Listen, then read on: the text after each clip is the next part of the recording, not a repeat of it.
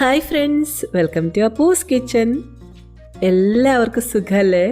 നമ്മുടെ Appus kitchen channel കാണുകയും യാതൊരു പിശുക്കും ഇല്ലാതെ ലൈക്ക് ചെയ്യുകയും ചെയ്യുന്ന പ്രിയ കൂട്ടുകാർക്കെല്ലാം ഒത്തിരി നന്ദിയുണ്ട്. തമാശ പറഞ്ഞതല്ല കേട്ടോ. നമ്മൾ മലയാളികൾക്ക്, അതായത് ഞാനടക്കമുള്ള മലയാളികൾക്ക് ഏറ്റവും മടിയുള്ള കാര്യങ്ങളിൽ ഒന്നാണ് മറ്റുള്ളവരെ പ്രോത്സാഹിപ്പിക്കുക എന്ന്. ഇങ്ങനത്തെ ഒരു സ്വഭാവ രീതി കുറച്ചൊക്കെ മാറ്റാൻ വേണ്ടിയിട്ട് ഞാൻ ശ്രദ്ധിക്കാറുണ്ട്. നമ്മൾ മറ്റുള്ളവരിൽ എന്തെങ്കിലുമൊക്കെ നന്മ കണ്ടെത്തിയാൽ അവരെ ഒന്ന് അഭിനന്ദിക്കാൻ ഒട്ടും മടി കാണിക്കേണ്ടതില്ല കേട്ടോ.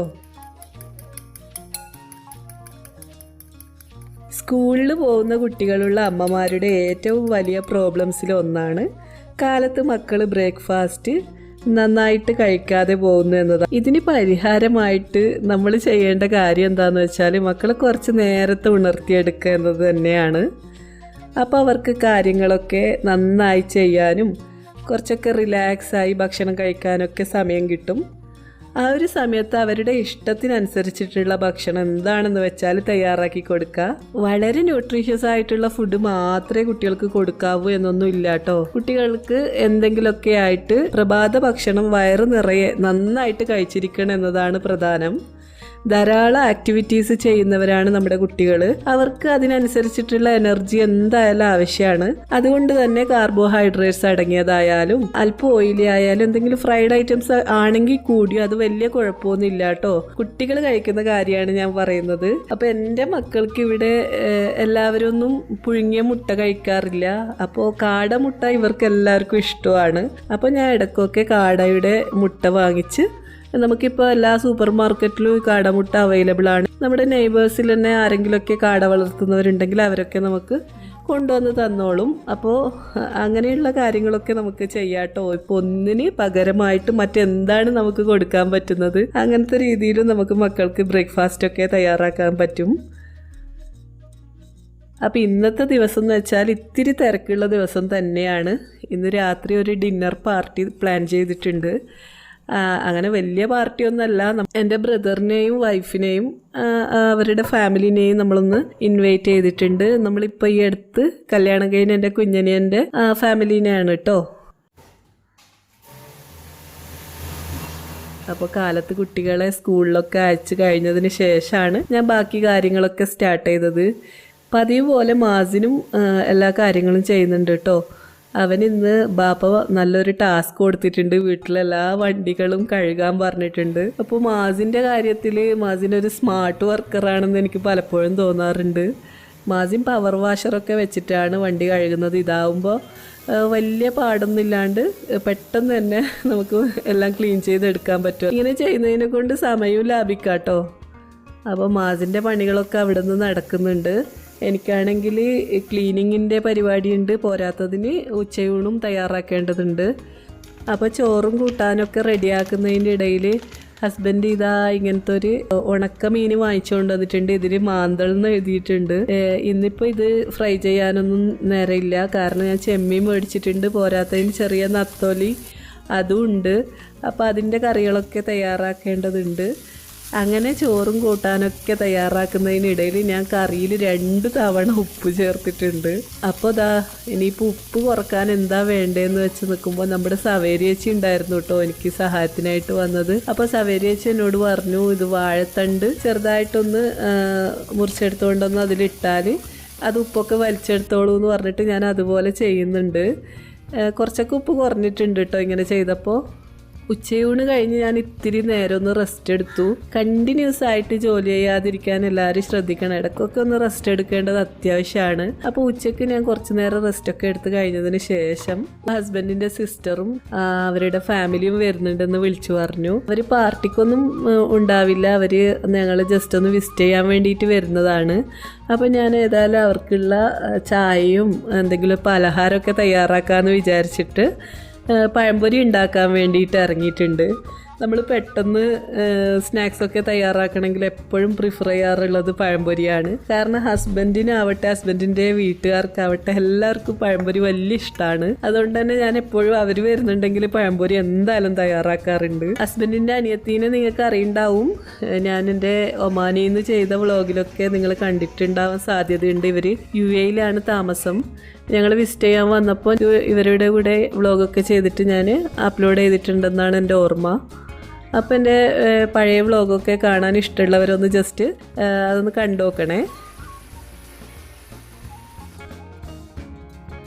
അപ്പോൾ ഞാൻ പഴംപൊരി ഉണ്ടാക്കുമ്പോൾ സാധാരണ പച്ചരി അരച്ചിട്ടാണ് ഞാൻ എപ്പോഴും പഴംപൊരിക്കുള്ള മാവ് തയ്യാറാക്കുന്നത്.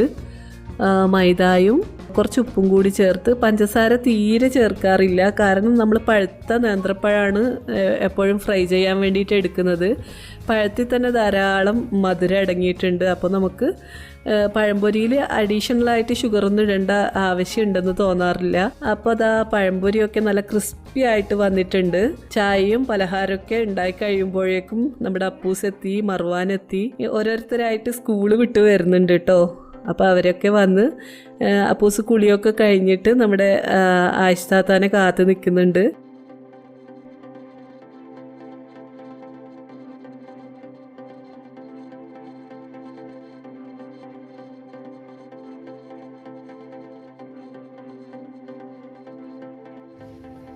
വെൽക്കം.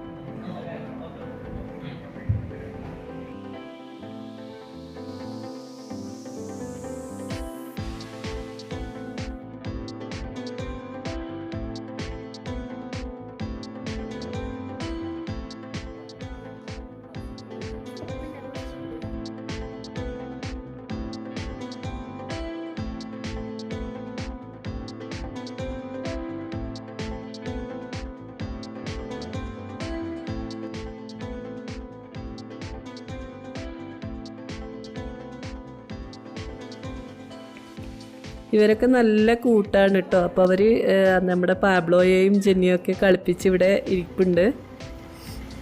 അപ്പോൾ കുറച്ച് നേരം ഞങ്ങളുടെ കൂടെ ചിലവഴിച്ചിട്ട് അവർ പോകാൻ വേണ്ടിയിട്ട് ഇറങ്ങിയിട്ടുണ്ട്. ആ ഒരു സമയമാകുമ്പം തന്നെ പാർട്ടിക്ക് വേണ്ടിയിട്ട് എൻ്റെ ഉപ്പയും ഉമ്മയൊക്കെ വരുന്നുണ്ടായിരുന്നു.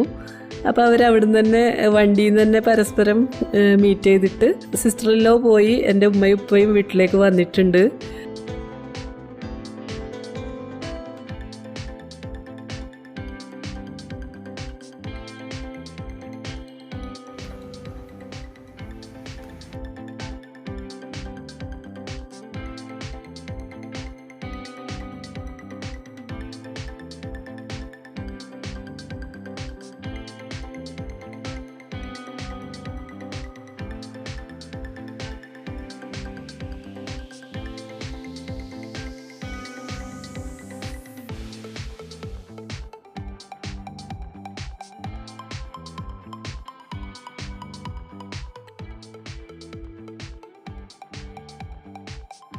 ഉപ്പ കുട്ടികൾക്ക് വേണ്ടിയിട്ട് എന്തൊക്കെ സാധനങ്ങൾ കൊണ്ടുവന്നിട്ടുണ്ട്. അവർക്ക് എപ്പോഴും സ്നാക്സും ഫ്രൂട്ട്സൊക്കെ വാങ്ങിച്ചിട്ടാണ് ഉപ്പ വരാറ്. അപ്പോൾ ദാ അപ്പൂസ് പോയിട്ട് എന്തൊക്കെയാണ് ഉപ്പാപ്പ കൊണ്ടുവന്നതെന്നൊക്കെ നോക്കുന്നുണ്ട്. എൻ്റെ ജോലികൾ കുറേ ബാക്കി കിടപ്പുണ്ട്. അപ്പോൾ ഞാൻ വെൽക്കം ഡ്രിങ്ക് ഉണ്ടാക്കേണ്ട ഗോതമ്പൊക്കെ നേരത്തെ തലേന്ന് രാത്രിയെ വെള്ളത്തിൽ കുതിർത്ത് വെച്ചിട്ടുണ്ടായിരുന്നു. അപ്പോൾ അതൊക്കെ റെഡിയാക്കി എടുക്കേണ്ടതുണ്ട്. വെൽക്കം ഡ്രിങ്കിനായിട്ട് ഞാനൊരു സ്പെഷ്യൽ ഫലൂദയാണ് തയ്യാറാക്കുന്നത്. നമ്മൾ ഗോതമ്പ് ഈ വെള്ളത്തിൽ കുതിർത്ത് വെച്ച ഗോതമ്പും തേങ്ങായും കൂടി ചേർത്തരച്ച് പാല് തയ്യാറാക്കിയിട്ട് അതിലേക്ക് കുറച്ച് അണ്ടിപ്പരിപ്പും പഞ്ചസാരയൊക്കെ ചേർത്തിട്ടൊരു സ്പെഷ്യൽ ഡ്രിങ്കാണിത്. ഇത് നല്ല ടേസ്റ്റി ആയിട്ടുള്ള നമ്മൾ ട്രഡീഷണൽ ആയിട്ടുള്ള ഒരു പാലൂദ എന്നൊക്കെ പറഞ്ഞിട്ട് നമ്മൾ പഴയ കാലത്ത് ഉണ്ടാക്കുന്ന ഒരു ഡ്രിങ്കോട് സാമ്യമുള്ള ഒരു ഡ്രിങ്കാണ്. ഇതിൻ്റെ റെസിപ്പി ഈ വ്ളോഗിൽ നിങ്ങൾക്ക് വഴിയെ കാണാം.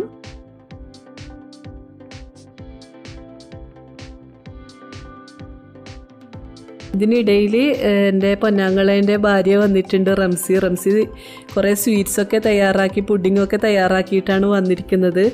ഞാനും ഒരു പുഡിങ് തലേന്ന് തന്നെ തയ്യാറാക്കി ഫ്രിഡ്ജിൽ വെച്ചിട്ടുണ്ടായിരുന്നു. പിന്നെ എൻ്റെ അനിയത്തി കൂടി ഒരു പുഡിങ് കൊണ്ടുവന്നിട്ടുണ്ട്. അപ്പോൾ ഇതാ പുഡിങ്ങൊക്കെ റെഡി ആയിട്ടുണ്ട്, ഭക്ഷണവും റെഡി ആയിട്ടുണ്ട്. ഇനി നൂഡിൽസ് മാത്രം തയ്യാറാക്കേണ്ടതുണ്ട്.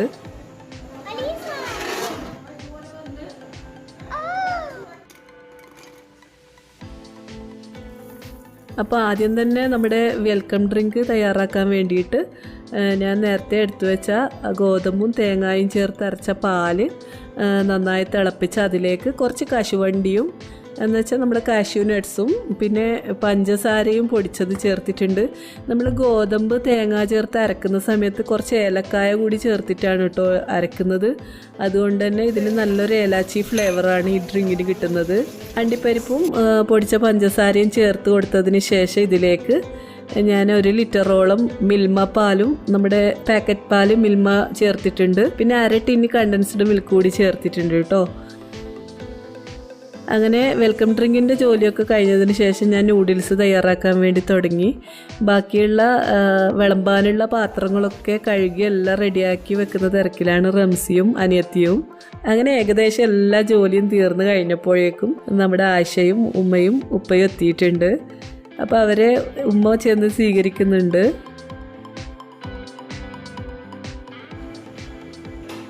അസ്സലാമു അലൈക്കും.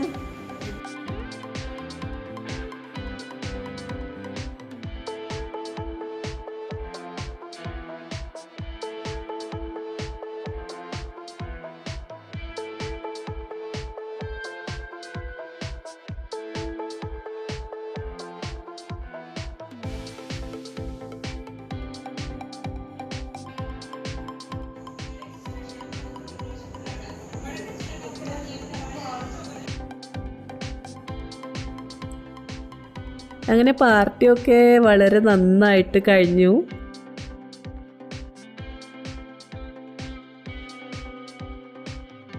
എല്ലാവരും പിരിഞ്ഞു പോയി കഴിഞ്ഞ ശേഷം പിന്നെ ഞാൻ വേറെ കാര്യമായിട്ട് പരിപാടിക്കൊന്നും നിന്നില്ല. ക്ലീനിങ്ങൊക്കെ പിറ്റേത്തേക്ക് മാറ്റി വെച്ചിട്ടുണ്ട്. അപ്പോൾ കാലത്ത് എണീറ്റിട്ട് കിച്ചണിൽ വന്നപ്പോൾ അതാ ഇതൊക്കെ ഒന്ന് കഴുകി തുടച്ചെടുത്ത് വെക്കേണ്ടതുണ്ട്.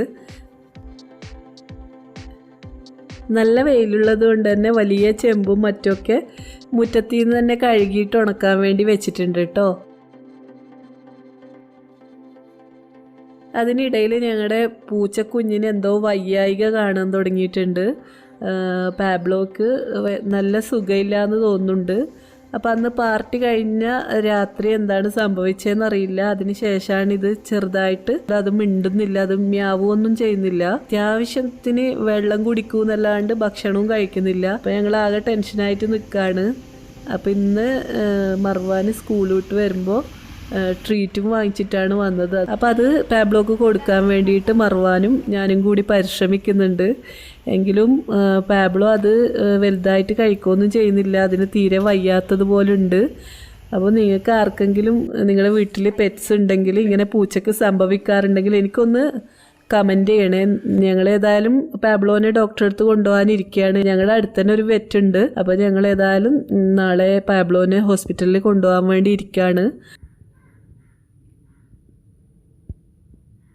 അപ്പോൾ എൻ്റെ വ്ളോഗ് ഇഷ്ടമായിട്ടുണ്ടെങ്കിൽ തീർച്ചയായും യാതൊരു പിശുക്കും കാണിക്കാതെ ലൈക്ക് ബട്ടൺ ഒന്ന് പ്രസ് ചെയ്തേക്കുക.